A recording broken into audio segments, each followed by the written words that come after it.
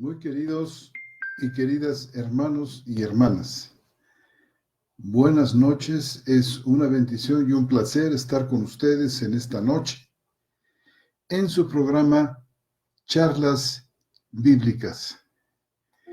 Este día, miércoles 18 de septiembre de 2019.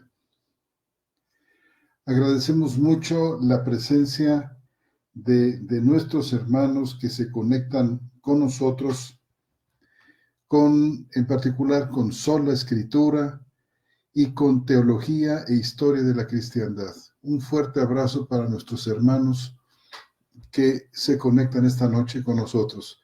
Igualmente saludamos y damos también un abrazo de bienvenida a Radio Teteleste en Chile y Radio Lumbrera también de Chile, que se conectan con nosotros para la emisión de este programa. Quiero saludar en esta oportunidad a los hermanos que se conectan con nosotros desde muy diversas partes del mundo latino, hispanoparlante.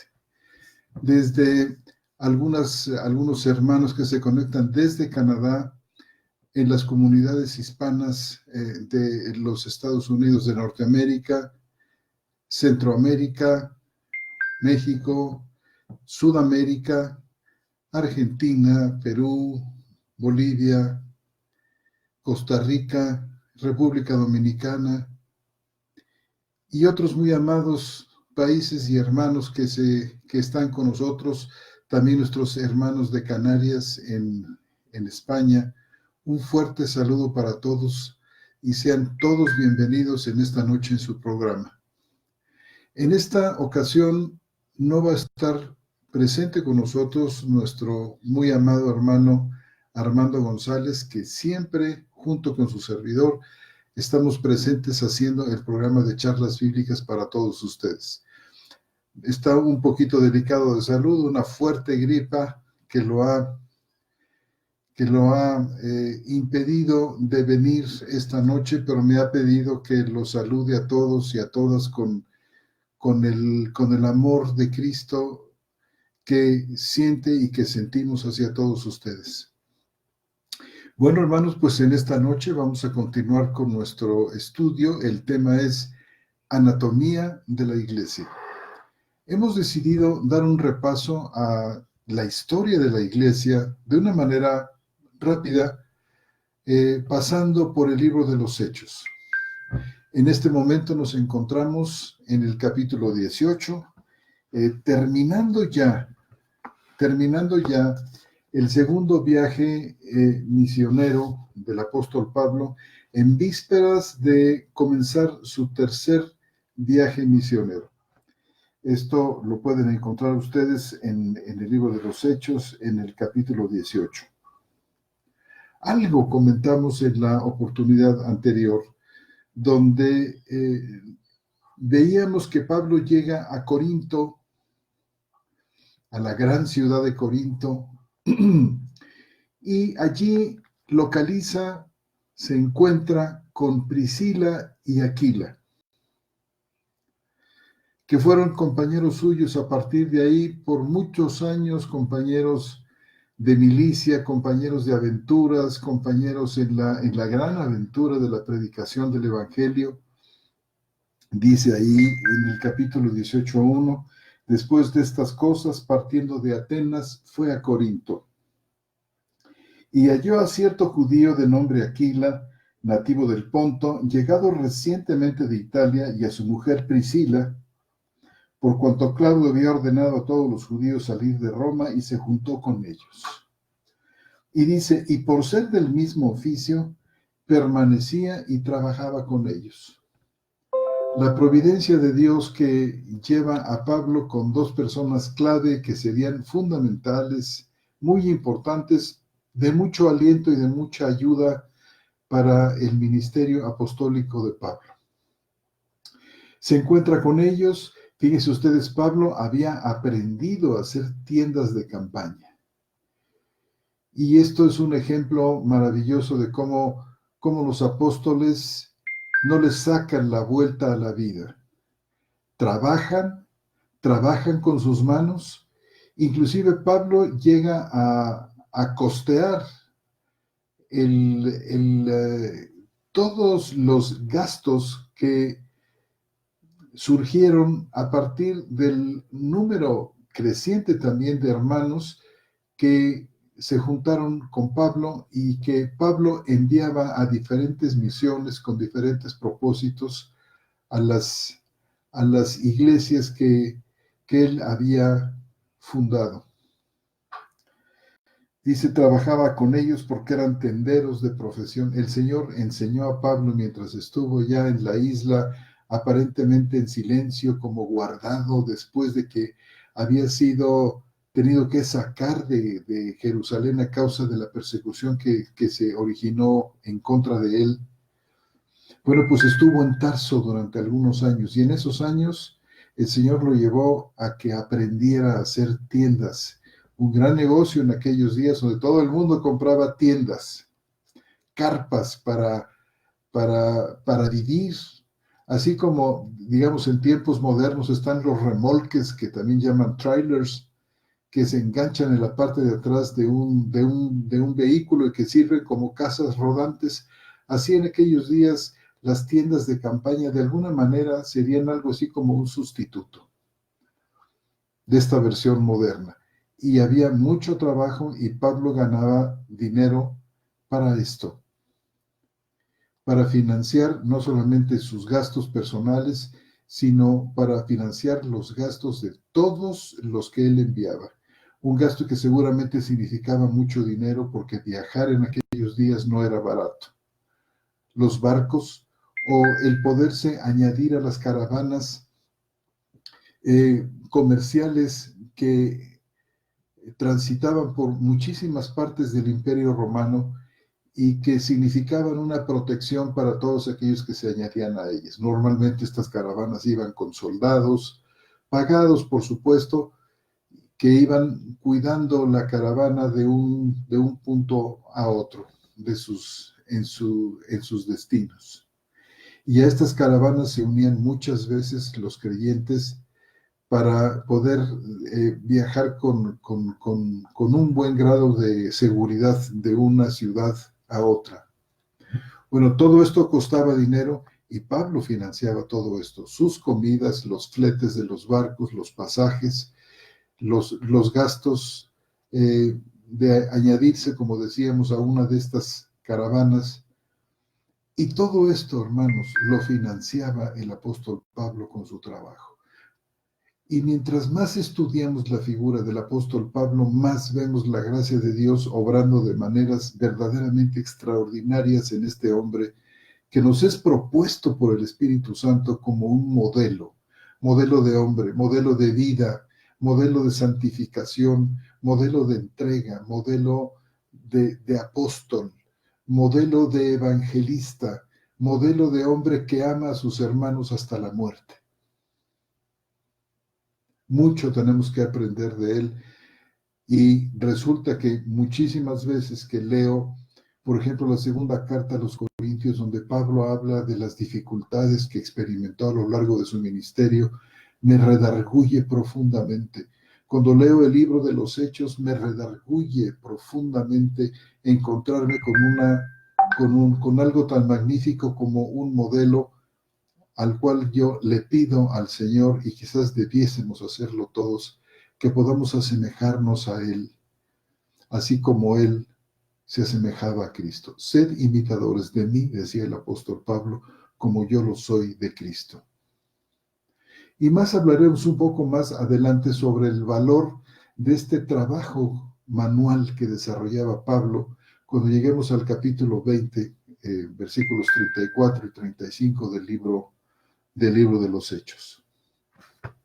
Y nos dice este capítulo 18, y fue parte medular de todo su quehacer apostólico, el encontrarse con los judíos en las sinagogas. A lo largo de todo su primer viaje, por supuesto, en el segundo viaje también, podemos leerlo nosotros en el capítulo 18 y versículo 3, donde dice: que trabajaba con Aquila y Aquila, porque ellos eran tenderos de profesión, versículo 3, y ahora el versículo 4. Y todos los sábados discutía en la sinagoga y persuadía a judíos y a griegos. Dice, todos los sábados discutía en la sinagoga y persuadía con un mensaje extraordinario. Fíjense ustedes cuál era. Dice, declarando enfáticamente, 18:5, declarando enfáticamente a los judíos que Jesús es el Cristo. Este era el mensaje que Pablo tenía para aquellos judíos. En otro lugar dice que también hablaba, que discutía, o como también se puede traducir el verbo, razonaba, el verbo dialégome, que significa hablar, conversar, dialogar, discutir también, por supuesto, con ellos acerca del reino, como vamos a ver un poquito más adelante, y convenciendo a los judíos que Jesús era el Cristo.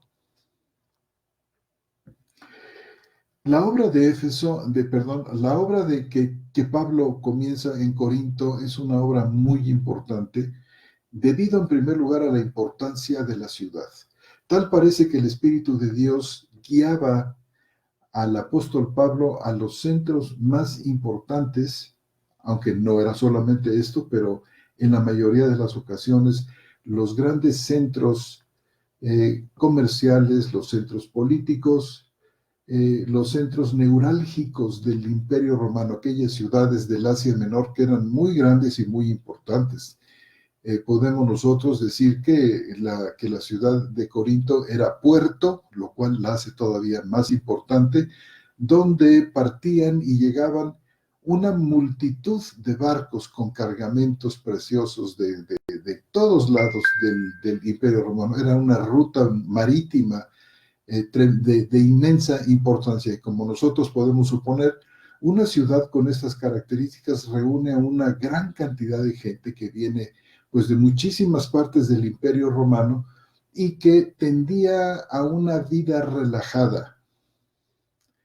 Era también como caldo de cultivo para las religiones de misterio que venían de Macedonia, algunas que venían de regiones más allá del oriente, y que atraían a una gran cantidad de gente. En esta zona, por ejemplo, era zona de gran idolatría.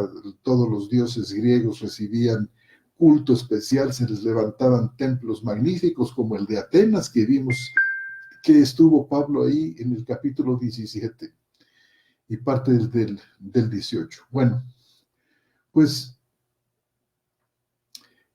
Pablo es dirigido a la ciudad de Corinto y comienza una gran obra de evangelización. Dice aquí que él estuvo aproximadamente 1 año y medio.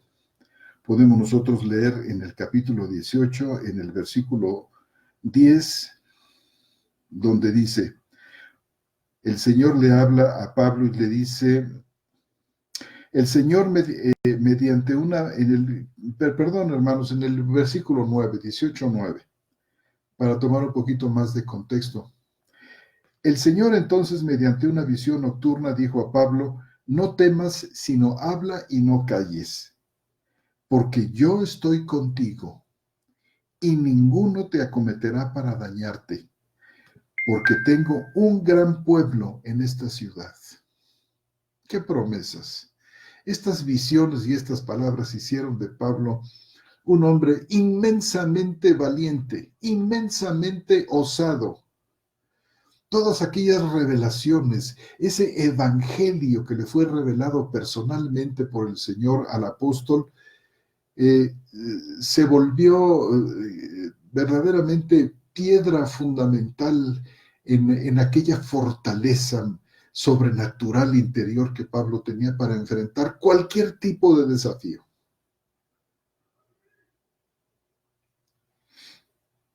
Dice el versículo 11, así que se detuvo allí 1 año y 6 meses enseñando la palabra de Dios. Y como contracorriente, con todo aquel desenfreno de la vida de Corinto, aquel libertinaje que Pablo se encontró, allí predica el Evangelio, precisamente.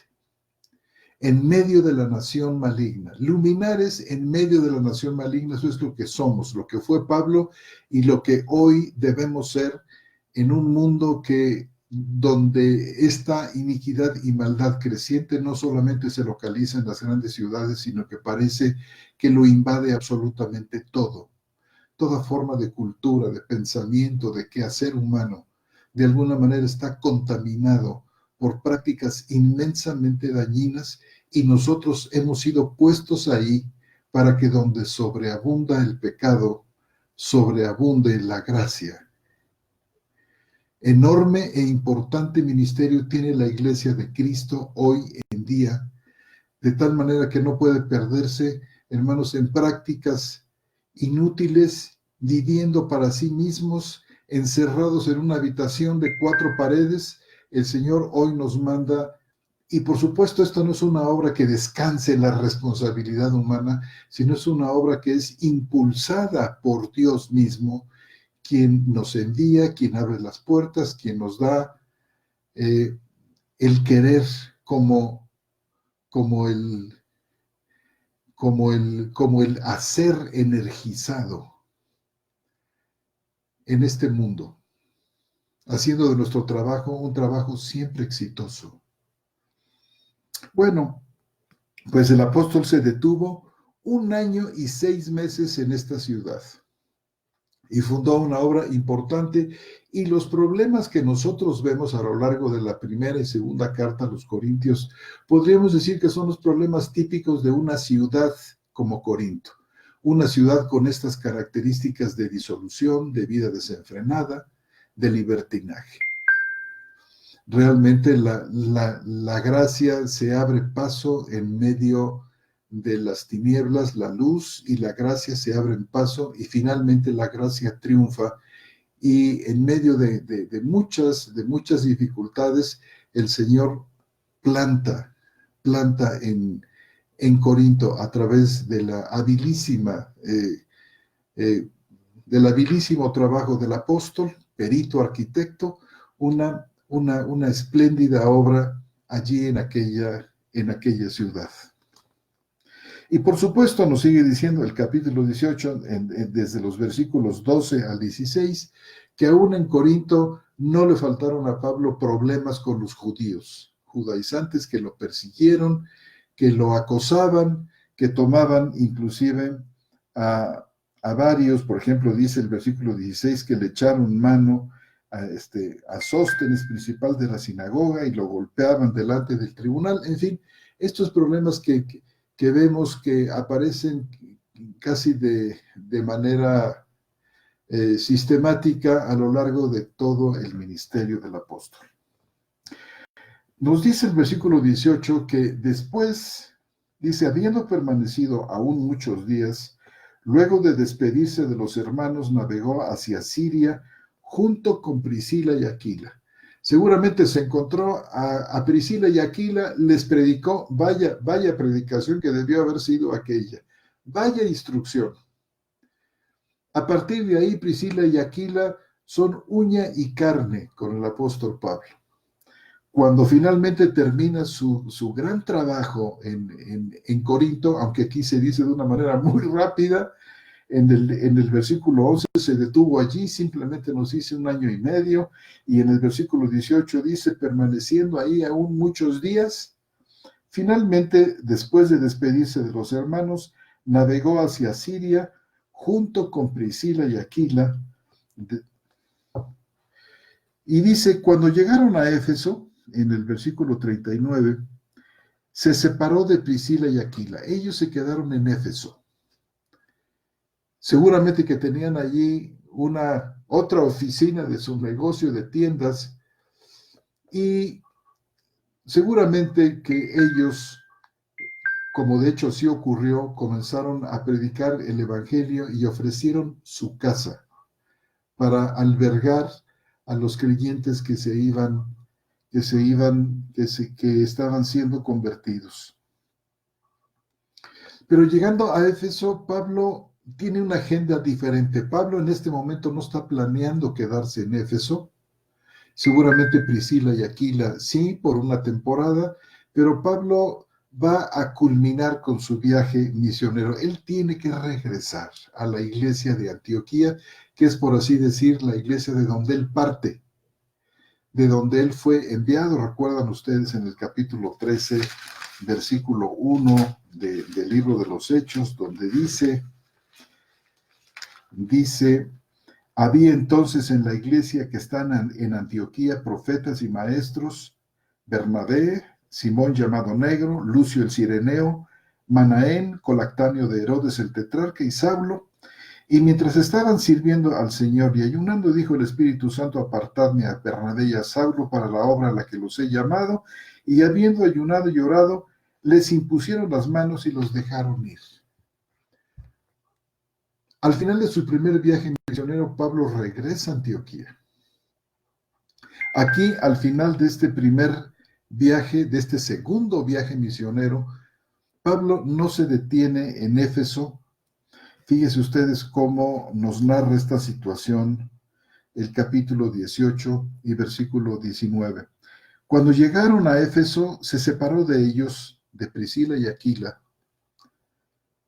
y entrando en la sinagoga, razonaba con los judíos. Y ellos le rogaron que se quedara por más tiempo, pero no consintió. Y se despidió de ellos diciéndoles: regresaré a vosotros si Dios quiere. Y zarpó de Éfeso. Y después de bajar a Cesarea, subió a saludar a la iglesia y luego bajó a Antioquía. Ahí termina su segundo viaje misionero, también como acostumbraba él en su primer viaje, de primero salir e ir abriendo caminos nuevos, de ir abriendo terreno nuevo, de ir metiendo el arado en terreno no explorado, fundando las iglesias mediante la predicación de la palabra.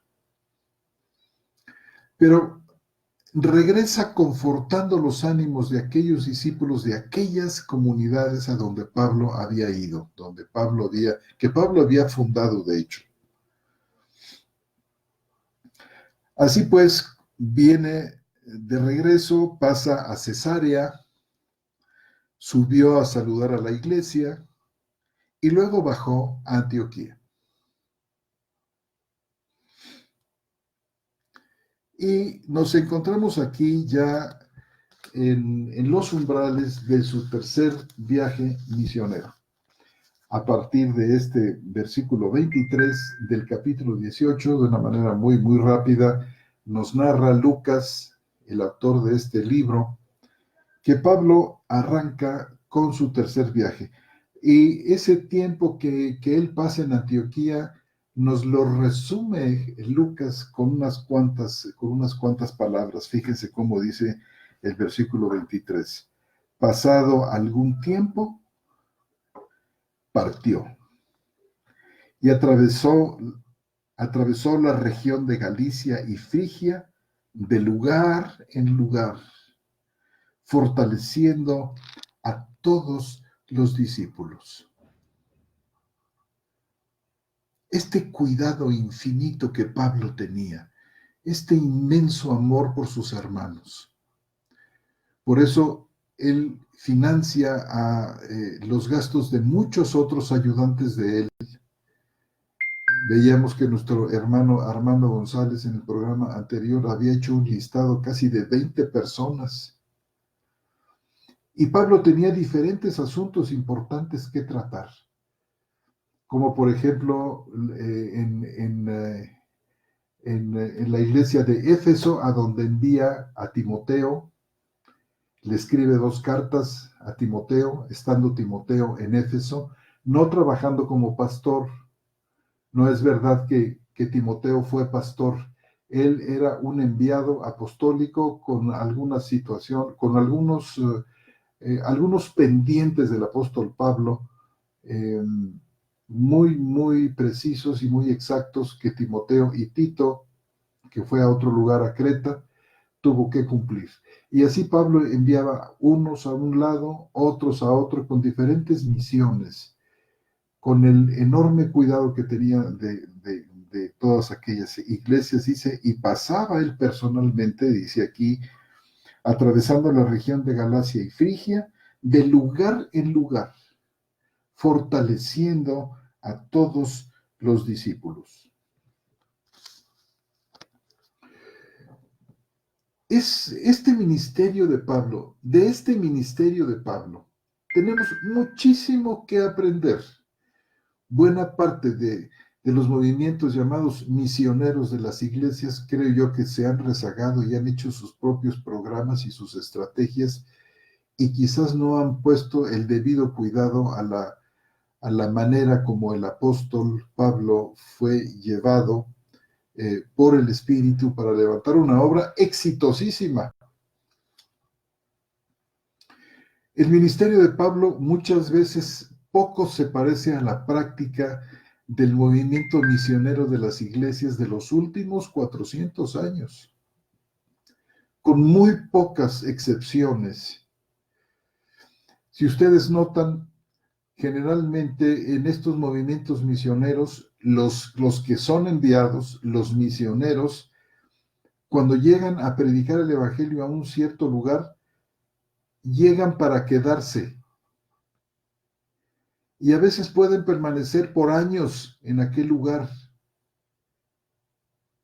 en un solo lugar, con el problema de que cuando ellos se van, por alguna razón, generalmente la obra viene a menos, o se acaba, o entra en un periodo como de sombría timidez. Si se van, en la mayoría de los casos, la obra se acaba. Y esto es así porque centran la atención, los misioneros centran la atención en sus personas, generalmente.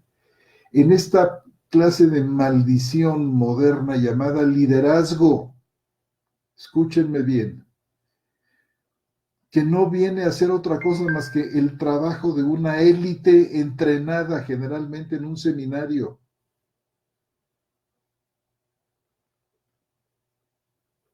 El plan del Señor es distinto, no está basado sobre líderes. Noten ustedes cuánto se escribe sobre liderazgo, congresos y congresos, simposios, libros, artículos. Tienen una pasión, yo diría, desordenada por el liderazgo.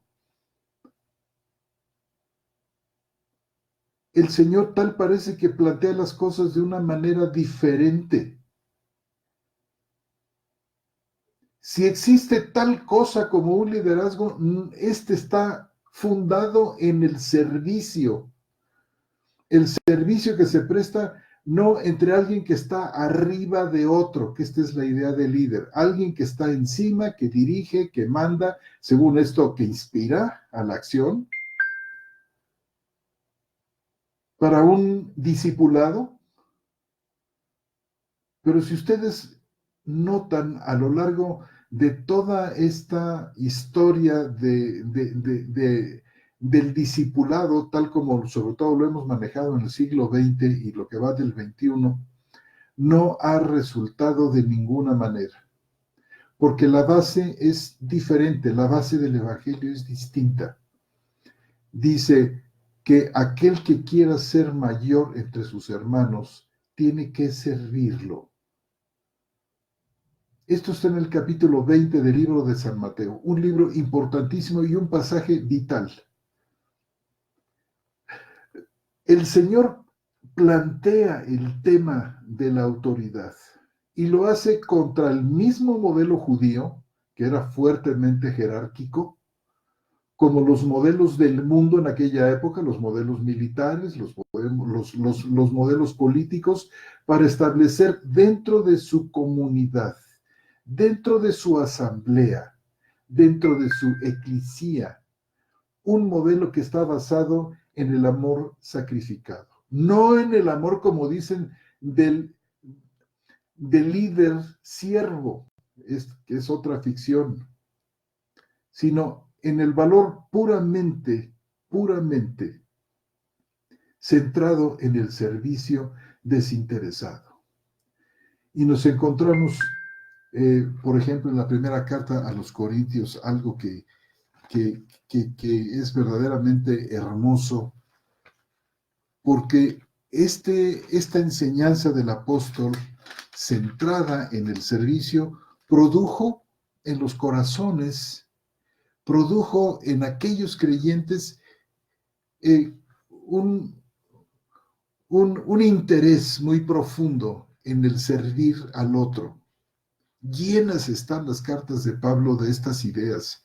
Miren, por ejemplo, lo que ocurrió, dice en el capítulo 16 de la primera carta a los Corintios. Vean ustedes qué palabras, qué inspiradoras son. Velad, dice, versículo 13 del capítulo 16 de la primera carta a los Corintios. Velad, estad firmes en la fe, portaos valientemente, sed fuertes. Todas vuestras cosas sean hechas con amor. Y luego dice, ¿sabéis que la casa de Estéfanas es primicias de Acaya? Es decir, de lo que hoy es Grecia. Y que se dedicaron al servicio de los santos. Dentro de las ocupaciones normales de la vida cotidiana que seguramente Estéfanas y toda su casa tenían para el sustento de su familia, el resto lo ocupaban en el servicio e hicieron del servicio a los demás el eje rector de su vida. Dice, se dedicaron al servicio de los santos. Y este servicio generaba una autoridad, la autoridad verdadera. Y era una autoridad que se ejercía no sobre la base de señalamientos, no sobre la base de que alguien se levante y dice, yo soy el que dirige aquí y las cosas tienen que hacerse como yo digo, sino que las cosas que debían hacerse en la iglesia llevaban el sello del amor y del servicio, y la manera más importante de poder comunicar esta idea era con el ejemplo. Descubrían en el servicio de los demás una fuente de felicidad y de estabilidad espiritual inagotables. Por eso dice, se dedicaron al servicio de los santos. Os exhorto, pues, hermanos, que estéis a disposición de aquellos y de todos los que cooperan y trabajan. Esta era la enseñanza, era la verdadera trama del discipulado, el servicio vivido en la realidad de la vida con todas sus vicisitudes y sus complejidades y sus debilidades y a veces sus tristezas. Ahí estaban Estéfanas y su casa y muchos que trabajaban. Dice, si alguien va a hacer algún trabajo dentro de la iglesia, póngase a disposición de aquellos que trabajan, que velan y que sirven, porque de ellos van a tener la gran lección de la vida.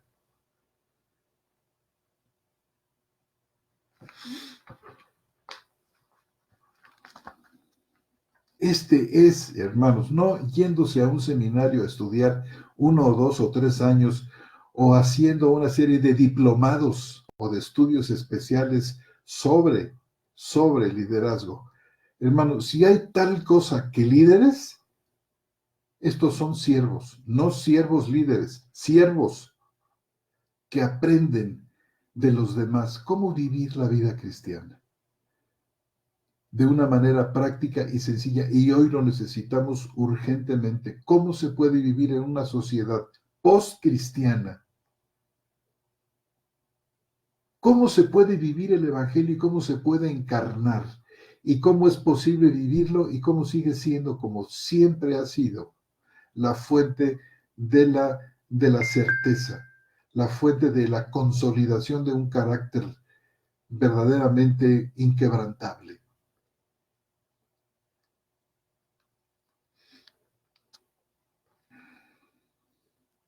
Fíjense ustedes, cuando los eh, misioneros normalmente se van, parece como que las obras que ellos levantaron como que vienen a menos, se entristecen y algunas de ellas, como decía hace un momento, desaparecen, porque están centradas en las personas de ellos y convierten a los que se van ganando para el Evangelio en espectadores pasivos y no en activos partícipes de la obra del servicio y el amor, que además le da crecimiento y le da una personalidad a aquella congregación muy importante que puede inspirar como a gente, como decíamos, como veíamos, como a Estéfanas. Y la mejor prueba de que se está haciendo verdaderamente el trabajo apostólico, que se está haciendo el trabajo de la misión, de la predicación del Evangelio, es cuando la persona que está evangelizando o que está plantando una iglesia se va, pero la iglesia no decae, la iglesia sigue. Y esto fue exactamente lo que pasó con el apóstol Pablo, que en ocasiones así como estuvo un año y medio en Corinto, que fue un tiempo extraordinario, y también estuvo un tiempo largo en Éfeso, como vamos a ver más adelante, Pablo, es decir, esta situación no siempre fue así. Cuando predicó el Evangelio en su primer viaje, la congregación o congregaciones de Tesalónica, el apóstol Pablo duró semanas, nada más, si acaso un mes y medio, cuando tuvo que salir porque casi lo matan a pedradas. Muy poco tiempo, muy poco tiempo para la predicación. Pero saben ustedes, la iglesia permaneció. Muy poquito tiempo, pero fue de tal calidad, fue tan centrada en el servicio y el amor, sobre todo partiendo del ejemplo estupendo del apóstol, que las iglesias sobrevivieron. Sobrevivió Tesalónica, me parece que en Derbe también estuvo muy poco tiempo, pero aquellas iglesias continuaban. Y por supuesto Pablo oraba con ella, por ellas de una manera que parecía que se le iba la vida. Dice, si ustedes viven, yo vivo, les decía a los tesalonicenses. Han llegado ustedes a sernos tan amados, les decía.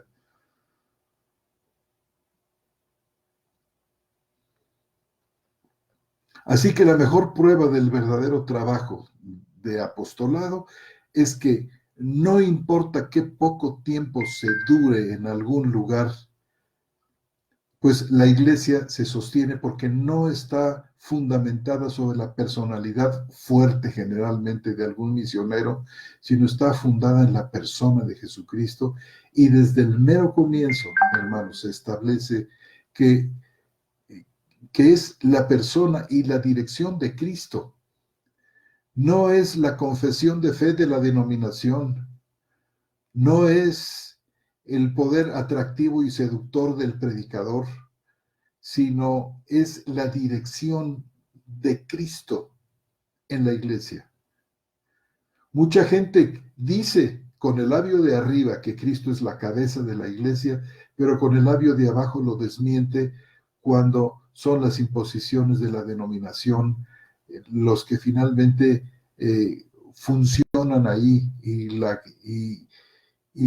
el tipo de ministerio que se desarrolla lamentablemente casi siempre en el que es una persona, dos o tres, las que dirigen los destinos de la comunidad y no se centra desde el comienzo en Cristo Jesús.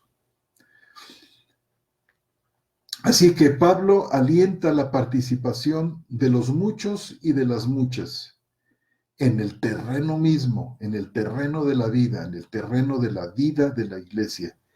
De esta manera evitamos espectadores pasivos del show religioso para encontrarnos con ministros competentes del Evangelio, que pronto y eficazmente son equipados para la obra del ministerio. Es la iglesia la que tiene el ministerio, no dos o tres dentro de ella. Dios levanta maestros, levanta profetas y otros ministerios para la edificación de los santos, no para que se estacionen eternamente en esos lugares y los demás queden siempre como una especie de niños espirituales, que es en lo que se ha venido a convertir muchas veces la iglesia de Jesucristo en estos días, en la iglesia de la infancia perpetua, que pueden pasar años, pero los miembros siempre siguen adoleciendo de los mismos males.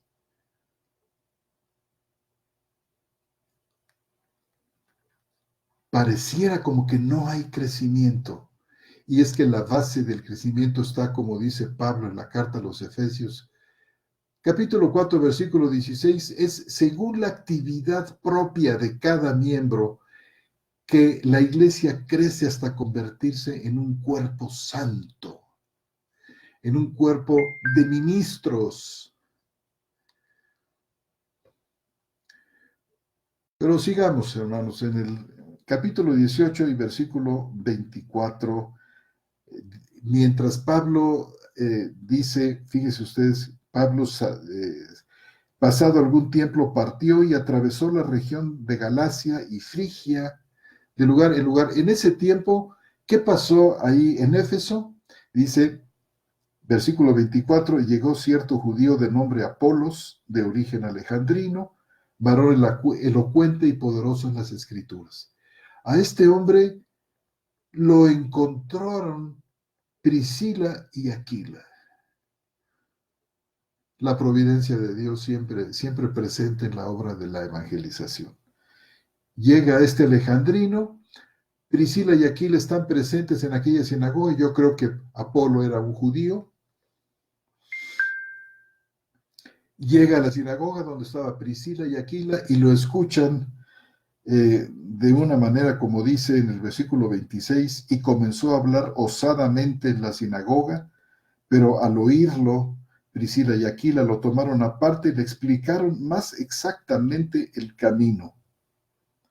Quiso él pasar a Acaya y los hermanos lo animaron y escribieron a los discípulos para que lo recibieran. Así, después de llegar, contribuyó mucho a los que habían creído por medio de la gracia.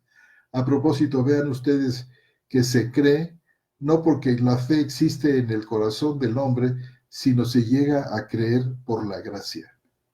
Como dice aquí, a los que habían creído por medio de la gracia.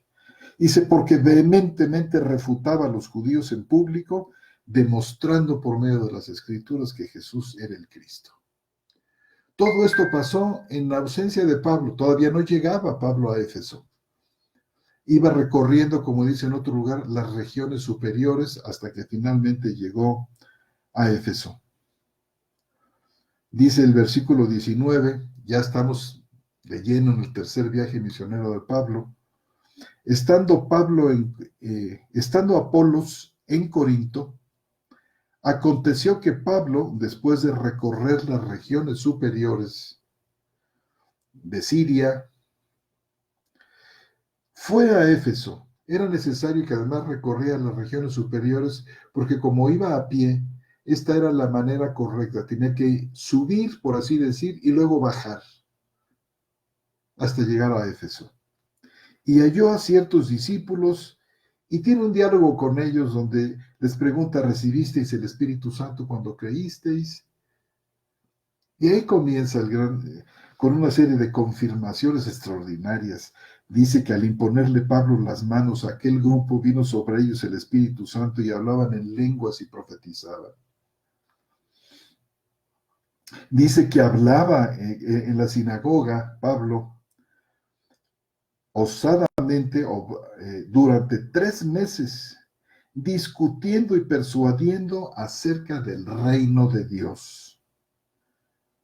Pero como algunos fueron endurecidos y desobedecieron, maldiciendo el camino delante de la multitud, Pablo se apartó a ellos y separó a los discípulos. Y otra confirmación la tenemos en el versículo 11, 19-11, dice, Dios hacía milagros no comunes por manos de Pablo de tal manera que hasta llevaban paños o delantales de su cuerpo a los enfermos, y las enfermedades se alejaban de ellos y los espíritus malignos se iban de ellos.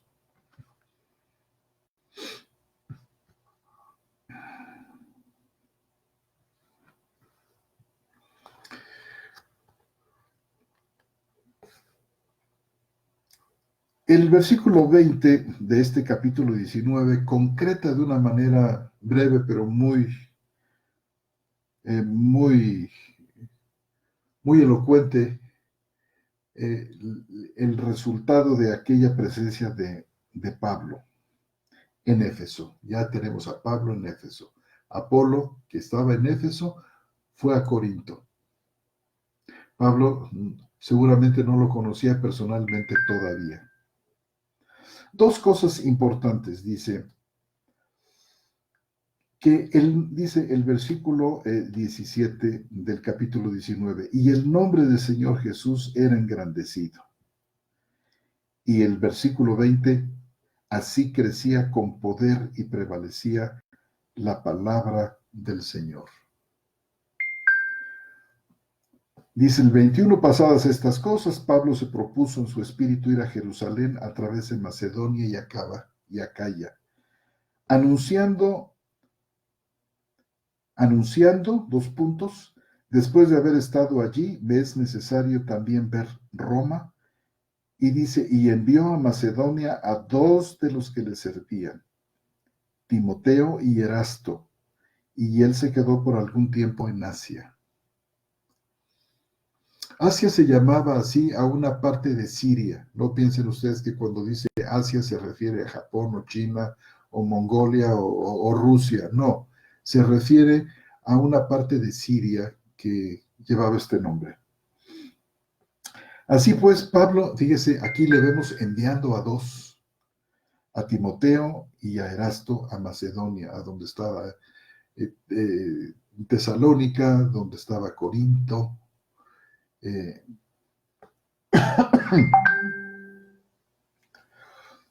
Se produce luego un alboroto tremendo acerca del camino ahí con los que hacían los pequeños templetes de Artemisa, que realmente se vuelve Pablo un problema para ellos. Fíjense ustedes cuál fue la razón del alboroto que se armó ahí. Dice, estáis viendo en el versículo 26, 19-26, y estáis viendo y oyendo que este Pablo ha hecho cambiar de idea a mucha gente, no solo de Éfeso, sino de casi toda Asia, diciendo que no son dioses los que se hacen con las manos. Y esto no solo trae peligro de que caiga en descrédito nuestro negocio, sino también de que sea estimado en nada el templo de la gran diosa Artemisa, y llegue a ser despojada de su grandeza aquella a quien reverencian toda el Asia y la humanidad. Qué bien había predicado el Evangelio el apóstol. ¿Cómo era que había persuadido a tantos, dice aquí, ha hecho cambiar de idea a mucha gente?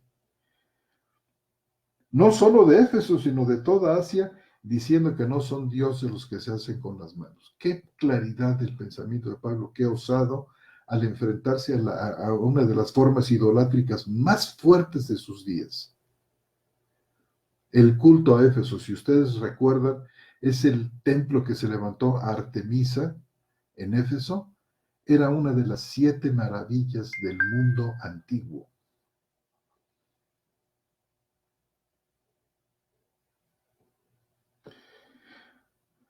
Bueno, pues, mis amados hermanos y hermanas, el tiempo ha pasado, los minutos han corrido, dejamos este punto aquí casi al final del capítulo 19 para entrar con la ayuda del Señor, si así lo permite, en la próxima ocasión, en el próximo miércoles, que ya va a estar, confiamos, nuestro amado hermano Armando, continuando con el capítulo 20 y seguir con este tema de la anatomía de la iglesia. Vamos a llegar también a estudiar varios aspectos importantes de las cartas de Pablo sobre este tema. No todo termina al acabar este repaso rápido que hemos hecho al libro de los Hechos. Y si me permiten, voy a dar lectura a algunas de las preguntas y comentarios, y yo animo una vez más a todos nuestros amados oyentes que compartan con nosotros sus opiniones, sus comentarios, sus preguntas. Trataremos de ser auxiliados por el Señor para contestarlas conforme a las Escrituras. Cuando no, pues algunas de las preguntas a veces las pasamos para estudiarlas un poquito más para el siguiente programa, pero queremos que toda pregunta siempre tenga una respuesta y todo comentario sea leído aquí en nuestro programa. Tenemos a nuestra hermana Irma Valderas de México, también a nuestra hermana Elizabeth Jarquín, que están con nosotros. Hermanas, un fuerte saludo. Gracias por las palabras, qué felicidad escucharle, mi hermano. También saber de ustedes, hermanas, que están con nosotros desde el Estado de México. Quiero anunciar también, hermanos, que existen ya en el YouTube listas ya agrupadas por temas, como cuando hablamos de la mujer, cuando hablamos de la Septuaginta. Nuestro muy querido hermano Jesús Lozada nos ha prestado un servicio inapreciable al reunir estos programas, por así decir, colocarlos en carpetas por temas, los cuales, si ustedes gustan, pueden consultar en la página de Charlas Bíblicas del YouTube. Ahí se encontrarán ya estos programas y confiamos en que pronto los tengamos absolutamente todos. Hermano Jesús, muchas gracias por el asiduo trabajo, por la paciencia, por la constancia. Dice también Pafre Cordero Villanueva, que se nos unió. Saludos, un abrazo fuerte desde Vineland, New Jersey. Hermano, pues un fuerte abrazo y nos alegra mucho que desde ahí nos esté escuchando. Nuestro hermano Jesús, por supuesto, Lozada, un fuerte abrazo desde la Ciudad de México. Nos hace una pregunta nuestro hermano Jesús, dice, ¿opina usted que el modelo eclesiástico desde el siglo II después de Cristo hasta el siglo XX fue erróneo? Gracias por su respuesta. Bueno, hermano, tenemos nosotros un collage. Es como podemos definir todo este escenario que va del siglo II hasta nuestra época.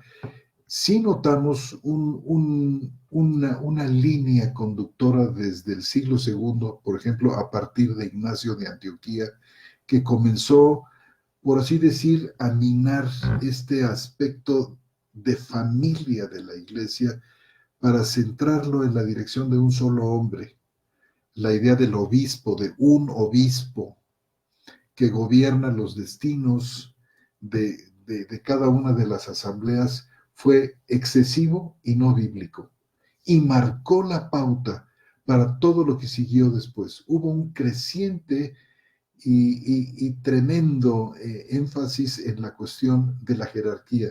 Las cosas que llegó a decir Ignacio en el siglo II fueron, en mi opinión, fueron muy, muy delicadas y muy graves cuando dice que el obispo representaba a Cristo y cuando la iglesia se reunía en torno a su obispo, estaba realmente así en torno a Cristo mismo. Todas estas cosas no las encontramos en ninguna parte en los escritos de Pablo. Y de esta idea del obispo que trabaja en una comunidad y se vuelve el eje de ella, a medida que las iglesias fueron creciendo a partir del siglo II, no en todos lados, pero sí podemos localizar focos donde la actividad de la iglesia como la fraternidad de los hermanos que viven juntos y en Cristo deciden juntos aspectos de la vida de sus comunidades, realmente termina. Y este crecimiento de iglesias llega un momento en que hace innecesaria la presencia de este obispo solo, y entonces se inventa la figura del obispo, del obispo metropolitano, es decir, del obispo que tiene el control no de una, sino de varias iglesias en una localidad. Y se va convirtiendo, se va acercando este modelo del obispo metropolitano al obispo monárquico, que finalmente llegaría a dominar a la iglesia con el paso de los siglos. Y saben, no era más que un paso en la medida en que la iglesia de Cristo se extendía y veían estas gentes la necesidad de más control. Entonces ya los obispos metropolitanos no eran suficientes y entonces se inventó la figura del patriarca. El patriarca asumía a obispos metropolitanos, los cuales a su vez asumían a obispos en las comunidades que entonces ya no eran llamados obispos, sino se tomó el nombre, el sucedáneo, que es presbítero. Y la siguiente vez, hermano, vamos a ver cuando Pablo llama en su despedida a Éfeso a los obispos, luego les llama presbíteros, pero para que veamos cómo es un sinónimo, pero se parte en aquellos días, ya no es un sinónimo, el obispo está arriba del presbítero, y después, hermanos, como una cosa todavía aún más grave, se habla, hay la creación de la figura del sacerdote, y todas estas por encima, por supuesto, de los hermanos, podemos decir, de a pie, los hermanos sencillos y comunes de la comunidad, a los cuales se arrebatan los ministerios, se les vuelve espectadores pasivos, mientras que una élite de clérigos toma el control y maneja las actividades de la iglesia, impidiendo que la iglesia de Cristo tenga un crecimiento que está, desde el punto de vista de Pablo en 4:16 y en 1 de Corintios 12, está establecido sobre la base del servicio de amor que se ejerce a través de los dones y de la actividad propia de cada miembro. Y esto ha sido gravísimo.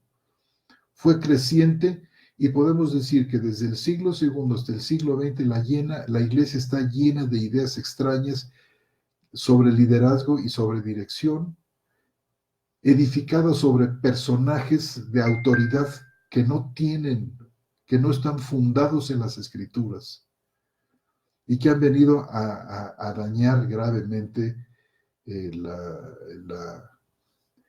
perfil, podemos decir, de cada creyente. Pero de esto vamos a hablar, si nos permite usted, hermano, nomás le adelanto esto, porque vamos a entrar un poco más en detalle de esto cuando examinemos las cartas del apóstol Pablo. Esto en el contexto, pues, de nuestro tema, del tema que hemos escogido, anatomía de la iglesia.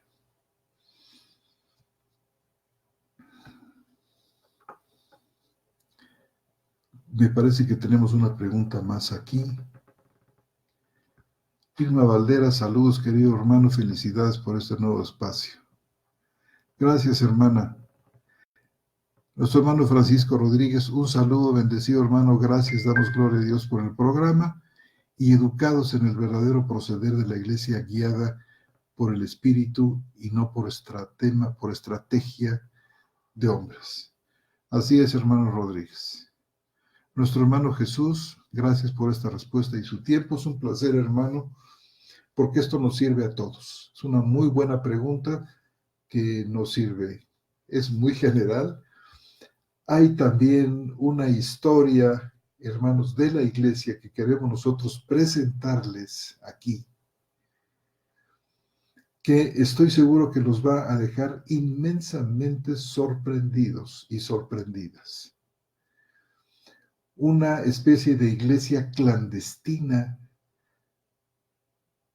cuya presencia está muy bien documentada a través de dos obras muy importantes de nuestro hermano que ya partió con el Señor, Leonard Verduin. Par de obras extraordinarias que estamos pidiéndole al Señor que nos permita el poder traducirlas al castellano, donde se plantea la historia de una iglesia clandestina que vivió desde los días de Constantino prácticamente hasta nuestros días. Aunque el hermano Verduin traza la historia hasta los días de la Reforma, tengo entendido que hay más todavía, aunque no de parte del hermano Verduin, quien trazó solamente la historia, podemos decir, desde el siglo III después de Cristo, obvio, hasta el siglo XVI.